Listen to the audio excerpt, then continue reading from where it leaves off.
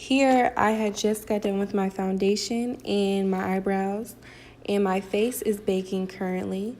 When I bake my face, I usually put my first layer on and I pat it into my skin and then dust it off, and then I do a second layer, which is a layer that you see now, which is where I put it on my eyebrows and my forehead and my chin. And I'm probably gonna just let that sit there, not for too long, because the baking powder does have a tint to it, and I used the wrong one. I usually use a translucent one, so I'm gonna wipe it off like pretty quickly. And I believe after I do this, I'm going to start my eyeshadow. And I kind of more so kind of went for like a fall look. I was really trying to do like a green look, but my color palette, I was having trouble blending. I was having a lot of trouble basically blending the colors together. It's not really my strongest point, especially when I'm using like dark colors. It's really easier for me when I'm using light colors.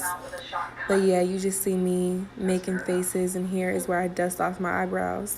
You see, it gives the eyebrows a very pretty matte translucent effect.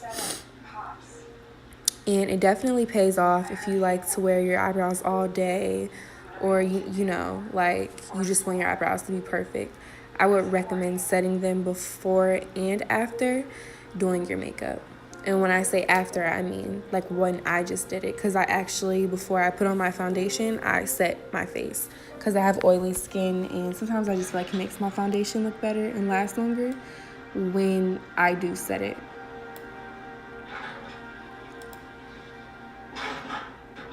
So, yep, and here I'm just touching up my eyebrows a little bit more, and I'm using my Morphe High Sculpt palette. I just recently got it. I'm not really sure how I feel about it just yet, but it's not bad. It's definitely not bad. I love the mirror that it comes with. The mirror that it comes with is like gorgeous. But this is my first time ever actually using Morphe. I'm more so a Sephora, Too Faced kind of girl in Juvia's place. Like, I usually get my palettes offline. Not that Morphe isn't online, but I'm rambling. But of course it's online. But I never really tried it. I don't know why. And it's actually not expensive at all. The palette that I used, Boss Babe, I think, or Boss Mood, it was only $24, which is really good for a palette with like 30 shades. And the pigments aren't the best, but they're good. So you see, I still have my powder on while I'm doing all of this right here. I think I just kind of got a little sidetracked. I don't know what I was doing.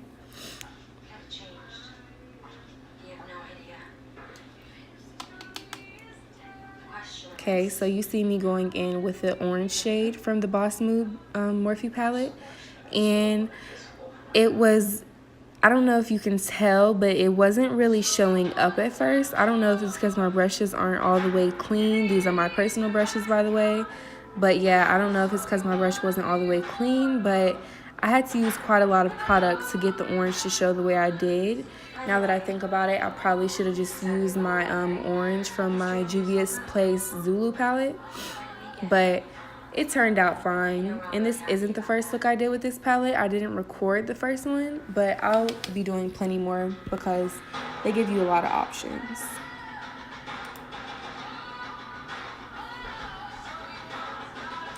By the way, I'm so sorry that you can hear the background. I forgot to mute it. Putting that orange on both sides and just going in back and forth, back and forth.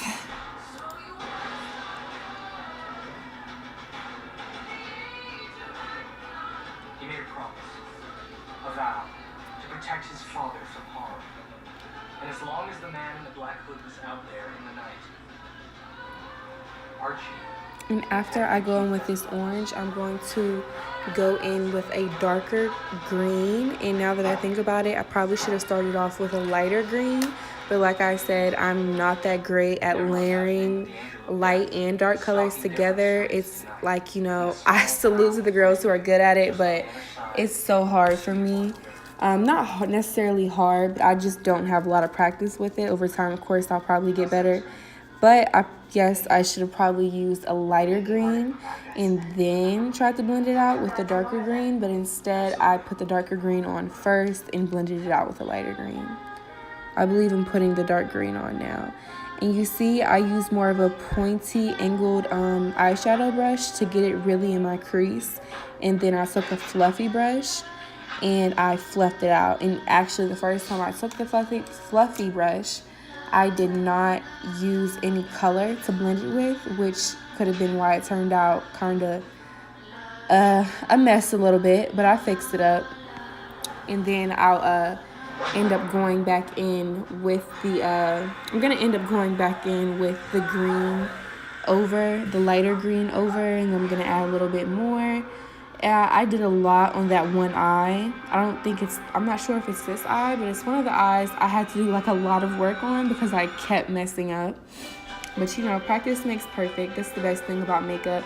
Even when you mess up, it still turns out looking good because you can always fix it.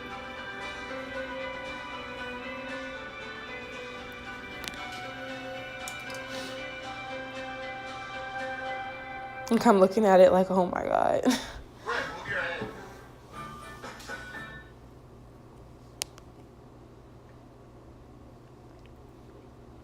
This eye, yeah, I think it's this eye that I'm starting now, turned out way better. Like, I didn't have to do as much work as so trying to fix it as the other one was very difficult for some reason. It's like the shadow got patchy and it kept moving where I didn't want it to move, which I can't really blame on the palette because it may just be the technique that I'm using because that happens a lot to me, which is why I only really like layering lighter colors.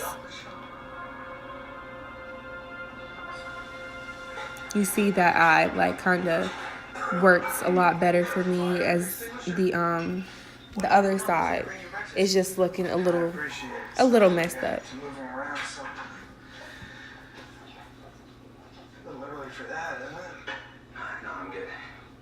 Now I'm just trying to stop it from looking so dark, blend it some more.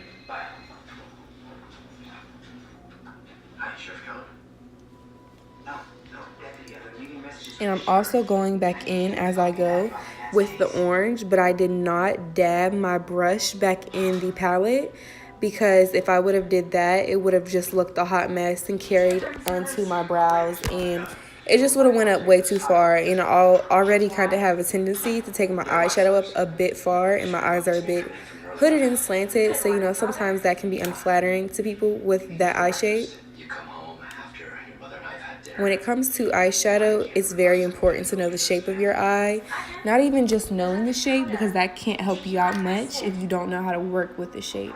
So like if you have like hooded eyes like me or they're slanted and you like don't have any eye space and you're like, fuck, I can't do this. Just try to watch like YouTube videos or just take little tips. You know, it'll get better the more you try, I promise. And here I'm just dusting off that powder, and you see it did not give my eye a dry under eye effect because I had already put that first layer on, which I patted into the skin. So that first layer kind of became more so like my foundation. It works better for some reason because it does not make your face look caked at all. And also, when I bake my face before I apply any makeup, I never ever put it under my under eyes because you don't want your under eyes dried out. And the purpose of baking your face before putting on foundation is not to dry your face out.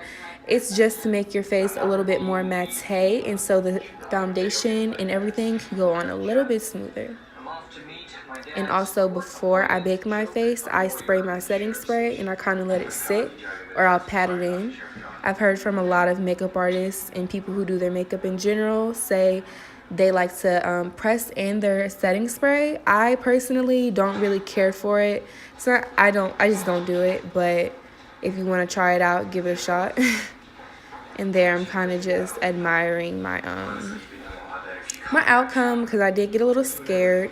But I do wish that the green pigment I used in the Morphe palette was a bit more pigmented. And I'm going in the inner crease of my eyes with a lighter green color, which is actually the green that I should have put on before the darker green, but like I said, it's all good. It still turned out okay. And you see it gives it that really pretty olivey effect, which is what I wanted the whole eye to look like. But we're going to try again. We have plenty more fall looks to do. And this won't be my last green eye look because the color kind of just gives me, not the color, the palette gives me a lot of green vibes. And I'm taking that green color under my eye and dragging it along. I know what I did. It's a deal. What do they offer? You're gonna want to take it. I'm telling you, I've been doing this a long time. It's a strong deal. How many? Damn. I don't know what I'm doing here. I kept rummaging around in my stuff and my hair looks a mess, so please excuse that. I had it in a cuter bun, but my hair like defies the fuck out of gravity and it kept like getting everywhere, and then when I was trying to put my foundation on, it was just bothering the hell out of me. So I had to like get rid of it.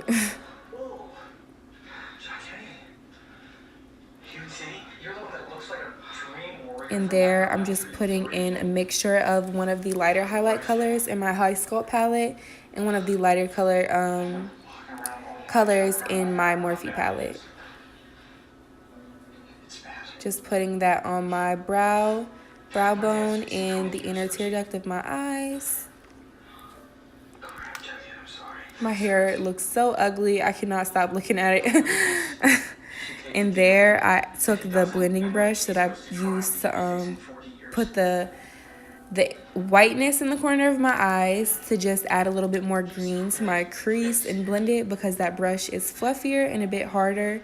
And then I just go back in with my blending brush, which is from e.l.f., that I use to put the orange on. And then you see me just wiping off the excess color like I did on the other side.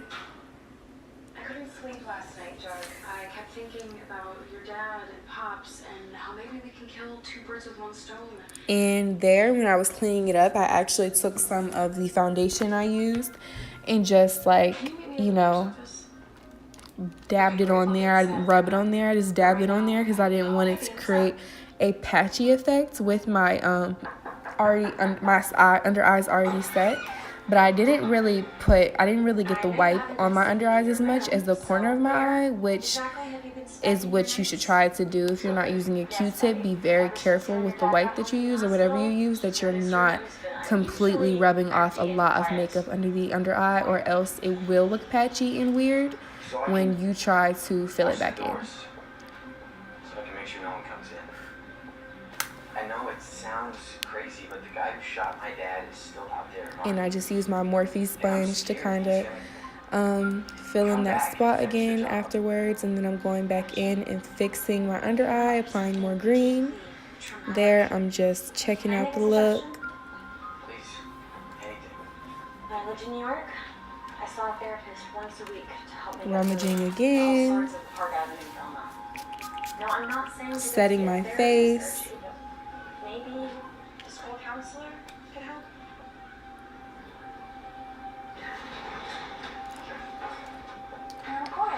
I believe now I'm about to put my eyelashes on. I believe I am. The chocolate shop is on the verge of closing, and we want Pop Take to know. Oh no, bronze time. I forgot that I actually contoured my face. Will put any of this on because my face was kind of from the cream, and sometimes I will forget, but I didn't. That's just one of the lighter colors from the High Sculpt palette. And the High Sculpt palette, I got it in tan to medium, I think. I was going to get fair to tan, but the colors were a bit too, I know I'm probably supposed to use a cool, a more cooler and not so warm bronzer and contour, but I like the effect that the warm ones give me more. They add more depth and warmth to my face, and that's kind of what I like. I don't really care about chiseling my face as much as adding warmth to my face, because I still kind of like my face to be, chubby like it already is, just a little bit more depth. Reggie, What do you know about Jingle Jangle? And I more so contour to, like I said, add warmth to my face, not as much as like trying to change my features. Now, when I first started wearing foundation, that was my main goal, like contouring the fuck out of my face. But now I really don't care. I love the way my face is shaped. Not saying if you do that you don't, but I'm fine with just adding warmth to it. But as you can see, I still get a little depth in there. And there I'm applying my MAC blush. I don't remember what shade. I've had it for forever. There I'm blending in it with the same brush that I applied my foundation with. I learned this trick from, I can't think of her name on YouTube, but she, after she does almost every step with her face makeup, she goes back in with this blending brush and blends it, and her makeup always looks flawless. So I kind of took that into heat when I saw that she did that. She actually did a foundation routine video, and she told us that I wish that I could remember her name. I watched her video. I remember Kaiser Kobe. Oh my God, I love her videos. She like gives the best advice for smooth makeup. Milkshakes much as any girl, and Pops put Serendipity 3s to shame. But why this hill to die on? Orange freezes with my mom and Polly after ballet. Here, I have no idea what I'm doing. I think I'm about to apply a highlighter. Yes. Is there highlighter? What am I doing? Oh no, right there. I'm actually adding my contour. Hitting the sides of my nose, these sides of my face. And I believe that's it. I think I went over my chin a little bit. And I usually go in more depth with my chin, but I don't think I really felt like it today. Now I'm about to highlight, and that is Hustler Baby and Kilowatt by Fenty Beauty. I really need the big one of this. Like, my pan is so beat into. I was using this highlighter like every day at one point. Like, I wouldn't even do my makeup and I would slap this highlighter on. This shit is so fucking pretty. Like, it's gorgeous. And I also always spray my my highlighter brush before I apply my highlight, and it just gives a way better effect to me. I can't, like, if I forget to do it and I apply my highlighter, I'll be pissed because I just hate it. I love to wet my brush with setting spray before I put on my highlighter. It gives such a beautiful effect. Putting it on my nose, the bridge of my nose, and my cheeks and my forehead. I don't really like highlighter on my chin because I am a naturally oily girl and I do not find that cute. Also, my pores on my chin are disgusting. I tried going a legit route. I even talked to the mayor. It feels like the whole system is rigged against us. What's that B saying? And I find it funny. I actually, after I did this, well, before I did my highlighter, I kind of lost my train of thought, but I was going to do my eyeliner, and I don't really know how. I forgot to include putting on my lashes and my lipstick, but I do have a few more tutorials coming soon. Stay tuned, and thank you for watching. If you did watch it all the way through, this is my look, and I hope you like it.